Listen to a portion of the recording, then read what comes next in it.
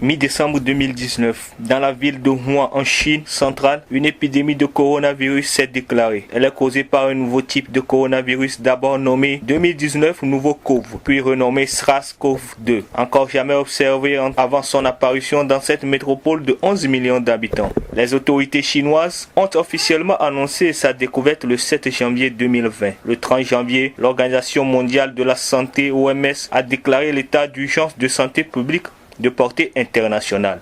Le 11 février, l'OMS a donné un nom à la maladie causée par ce nouveau coronavirus Covid-19. Le 11 mars 2020, l'OMS a requalifié l'épidémie en pandémie. Pouvait-on lire sur le site officiel de nos confrères de Radio France Internationale. Petit à petit, le virus gagne du terrain. L'Europe, l'Asie, les Caraïbes, l'Amérique, l'Afrique sont touchés. Le monde entier sombre dans une guerre sanitaire. Les activités au ralenti, les gouvernants s'empressent de trouver à travers des éminents chercheurs un vaccin pouvant venir à bout de ce que d'aucuns commencent déjà à qualifier de mal du siècle. Dans ce macrocosme, le nombre de cas continue de grimper en Afrique et le Togo, petit pays de l'Afrique de l'Ouest, n'en fait pas exception. Le pays a commencé par enregistrer ces cas de Covid-19 depuis un certain temps et à ce jour, 2 avril, selon le site officiel du gouvernement, nous avons 39 cas confirmés, 20 cas actifs, 17 guéris et malheureusement 2 décès. La presse togolaise ayant payé le lourd tribut par le premier décès du confrère Dominique Alizou, nous avons tenté, la rédaction de Vision Média, de tendre nos micros à ces hommes et femmes de médias pour voir comment l'ambiance est dans les studios depuis la prise des mesures préventives par le gouvernement togolais. Ils répondaient tous aux questions de Célestin Ariati au micro de Kossivi Georges. Voici l'ambiance dans les studios. Bien, merci. L'ambiance, c'est l'ambiance de tous les jours dans une rédaction de radio, sauf que le monde est en train de vivre une situation assez particulière. Cette situation impacte donc le Togo et Pyramide FM. Les journalistes, ils sont des hommes comme les autres et puis ils vivent les mêmes peurs et les mêmes stress que les autres. Ces stress-là et ces questionnements sur le devenir de l'humanité sont largement partagés ici. Quand vous venez à Pyramide, aujourd'hui, un certain nombre de dispositions sont prises justement pour répondre à ce défi qui est posé à l'humanité. Merci pour cette démarche que vous faites à notre endroit et qui nous rejoint également en cette période.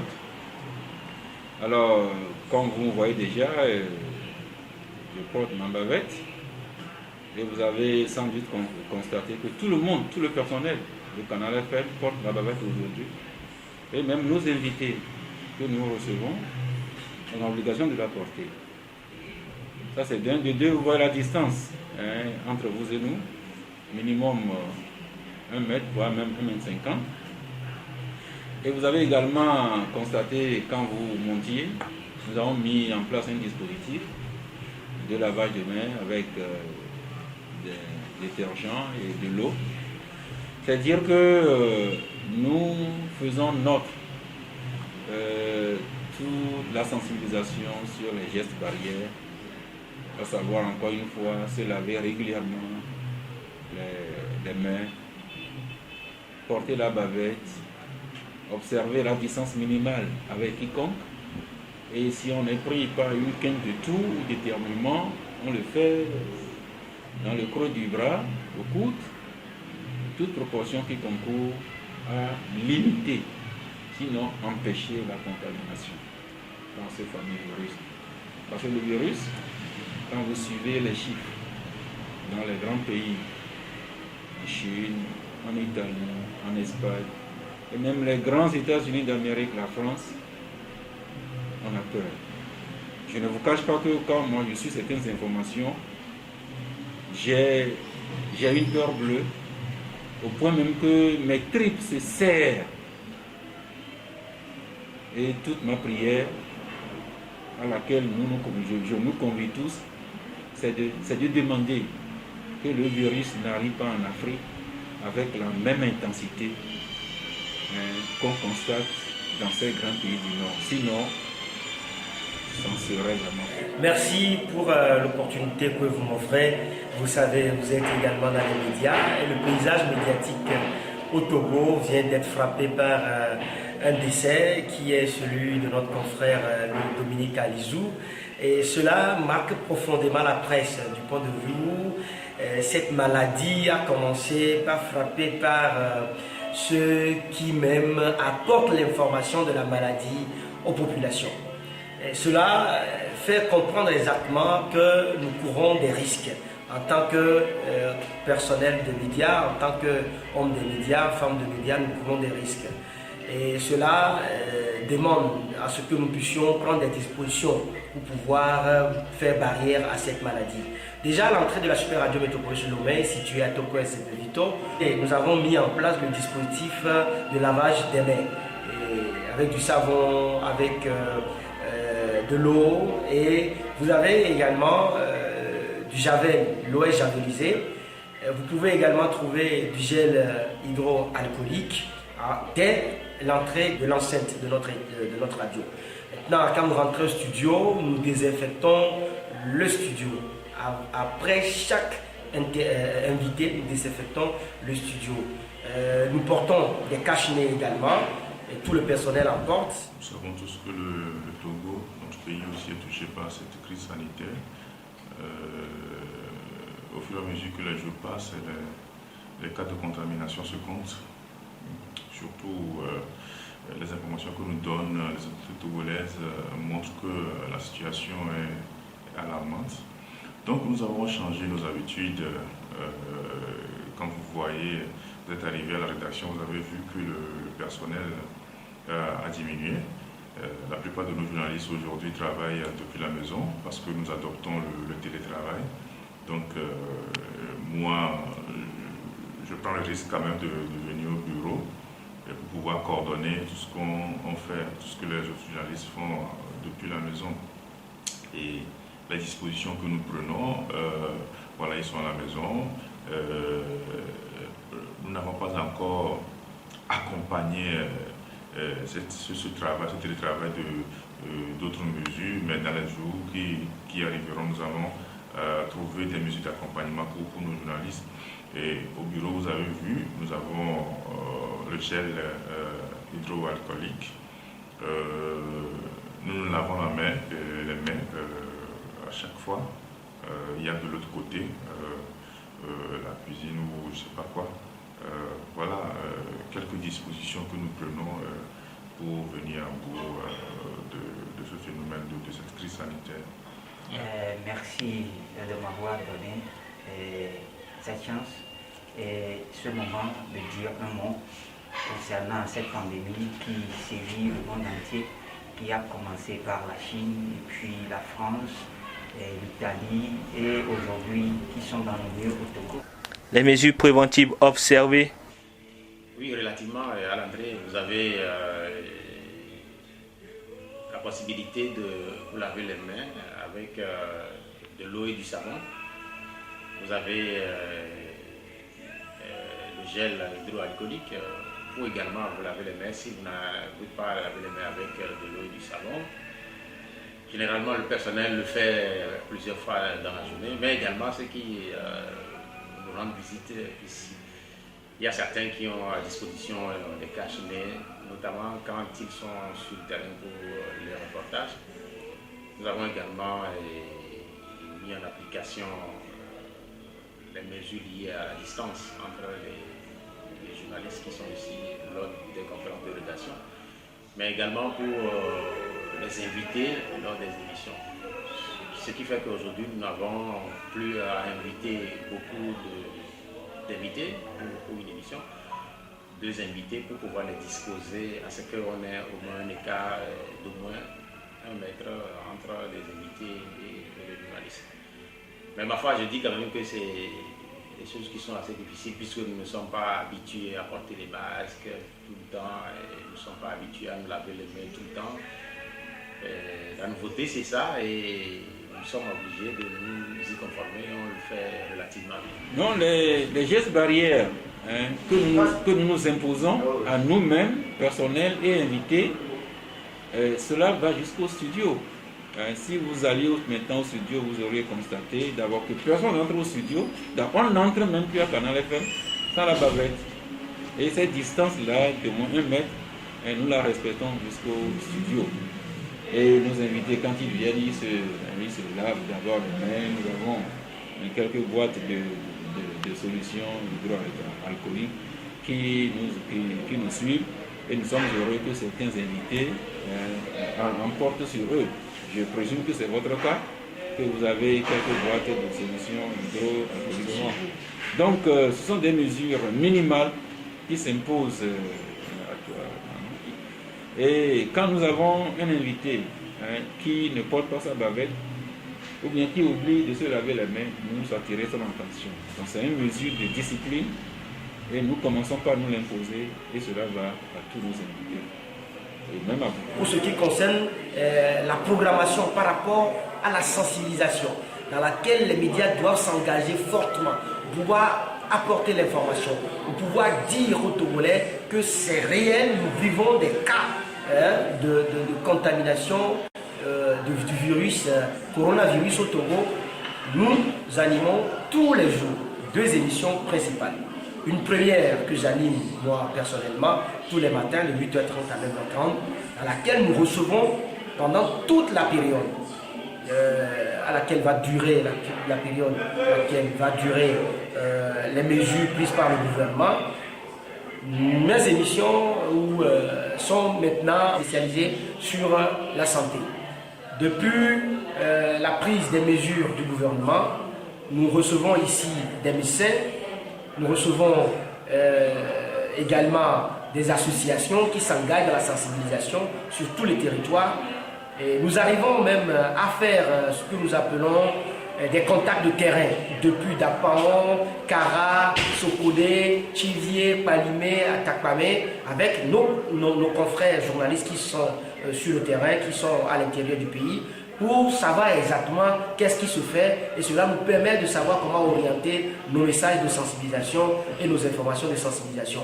L'autoconfinement, moi je pense que l'autoconfinement a débuté depuis, parce que quand bien même que le gouvernement n'a pas décrété le confinement total ou bien partiel, les gens ont eux-mêmes pris l'initiative de rester à la maison, de limiter leur sortie.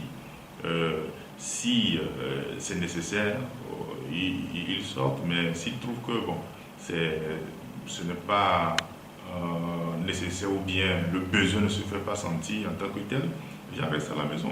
Si vous allez voir, le week-end, les rues sont presque désertes. Donc voilà, l'autoconfinement, ça a débuté depuis. Maintenant, les gens disent, selon les informations, le gouvernement s'apprête à prendre un décret pour le confinement total. Ce n'est pas encore officiel, mais ce sont des rumeurs. Mais je pense que c'est par rapport aux séances ou bien à la séance que l'Assemblée nationale a retenu le vendredi dernier. L'Assemblée nationale a donné des pouvoirs supplémentaires au gouvernement de pouvoir légiférer en la matière. Donc on attend le gouvernement, on attend d'autres mesures que le gouvernement s'apprête à prendre pour voir ce qui va se faire. Oui, voilà, les premières mesures qui ont été prises par l'ONU et l'OMS, c'est de laver les mains et porter les cache-nez, les gants et donner 1 mètre de distance entre les personnes. Ça se fait. La façon dont ces hommes et femmes de médias apportent l'information à la population. Non, les mesures du gouvernement sont les mesures du gouvernement. Je crois que la taille aujourd'hui, je ne pense pas que le gouvernement pouvait faire plus. Il appartiendra sans doute au gouvernement de juger, mais je crois qu'aujourd'hui, interdit les visites au niveau du littoral, fermer les églises, les écoles, les universités, les boîtes de nuit, et faire de la sensibilisation sur les masses médias, même également à l'intérieur du pays. Je crois que ce sont des mesures à saluer et à encourager. Et il faudrait justement les soutenir. C'est ce que nous faisons aujourd'hui à Pyramide FM. Nous avons dédié un certain nombre de nos émissions, y compris des émissions à caractère politique, à la sensibilisation de la masse populaire, pour que les Togolais puissent prendre conscience de la dangerosité de ce virus.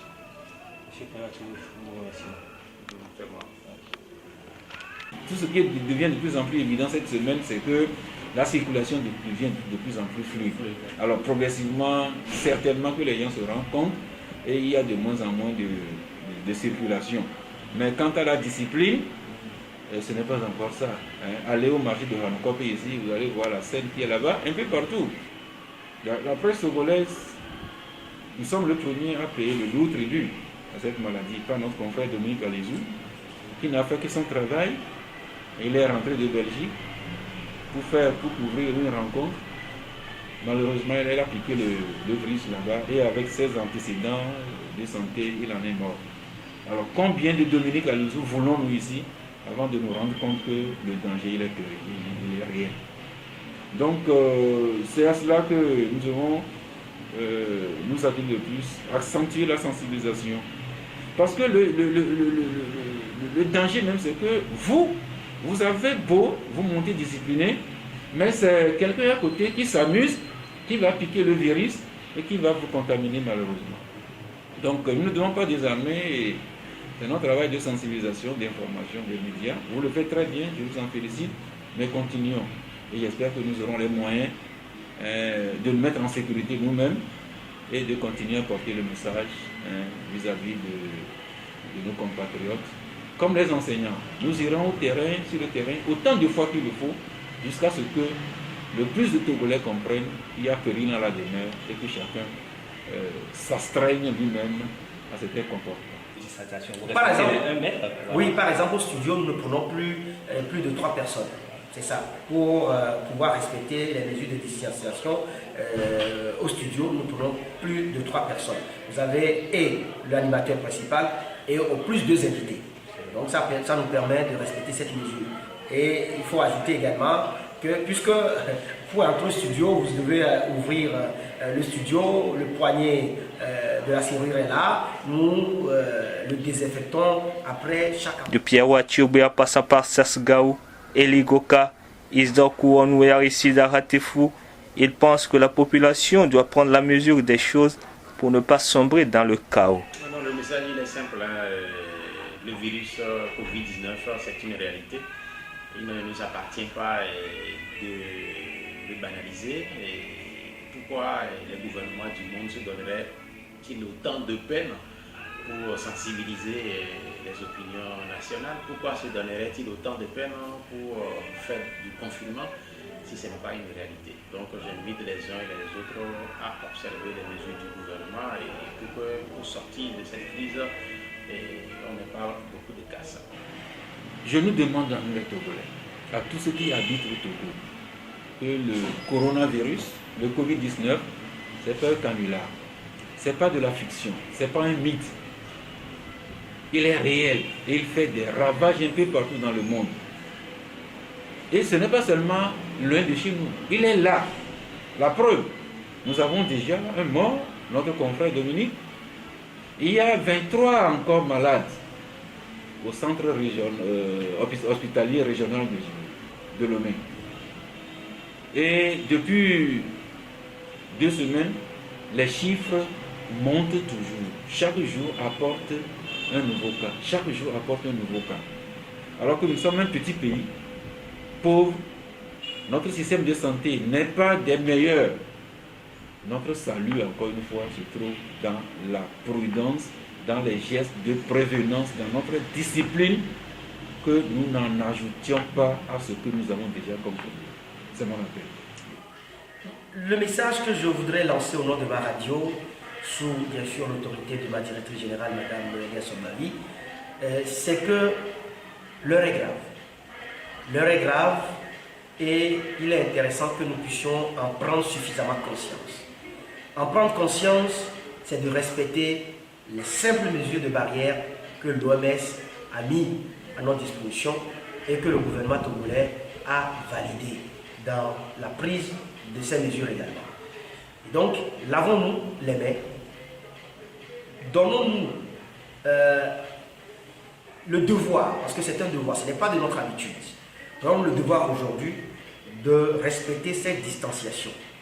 Et à chaque fois que nous nous retrouvons dans un monde ou dans un milieu public où nous trouvons qu'il y a assez de monde, prenons sur nous de passer le message de la distanciation sociale. En dehors de ça, ce qui est plus intéressant pour nous, ici à la Super Radio Métropolis, c'est que le message puisse aller également dans les milieux les plus reculés.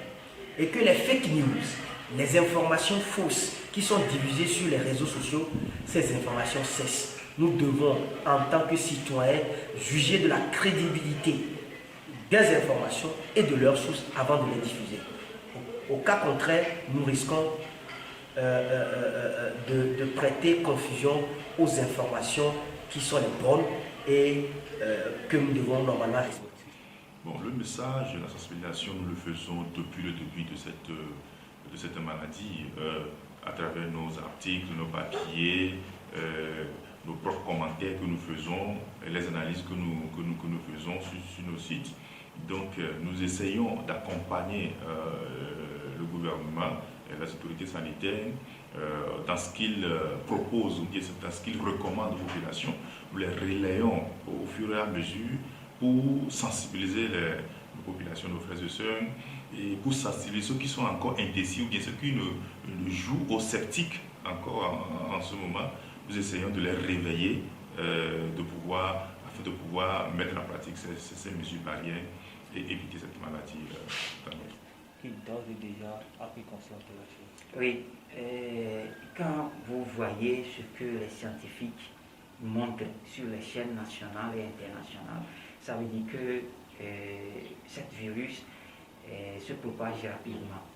Alors, c'est de dire aux populations de respecter les préventions, les mesures de prévention et surtout, ces dernières heures, hier seulement, il y a un médecin qui vient de la France qui a encore rajouté que à chaque moment, à chaque déplacement, à l'arrivée à la maison, même nos chaussures ne doivent pas rentrer dans nos chambres. Il faut que nos chaussures restent dehors juste 2 à 3 heures. Désinfecter nos portables, nos smartphones que nous manipulons chaque heure, de les désinfecter avant de les faire rentrer dans nos chambres. Désinfecter nos claviers d'ordinateur, désinfecter les clés, les serrures de porte et tout ça là. Je pense que c'est ce que j'ai à donner au peuple togolais, de les respecter, et je pense que avec la confiance et la foi que les Togolais ont, ça peut nous amener à être hors de portée de cette pandémie. Merci. Pour nous, à la rédaction de Vision Média, nous invitons la population togolaise à plus de responsabilité, d'engagement et de respect des mesures préventives prises par l'OMS et relayées par le gouvernement togolais. Nous félicitons aussi les mesures graduelles que prend le gouvernement à travers le chef de l'État, son Excellence Faure Sozimna Gnassingbé, qui vient ce 1er avril de décréter l'état d'urgence sanitaire de 3 mois, le couvre-feu de 20h à 6h, ainsi que la mobilisation d'une cagnotte de 400 milliards de francs CFA.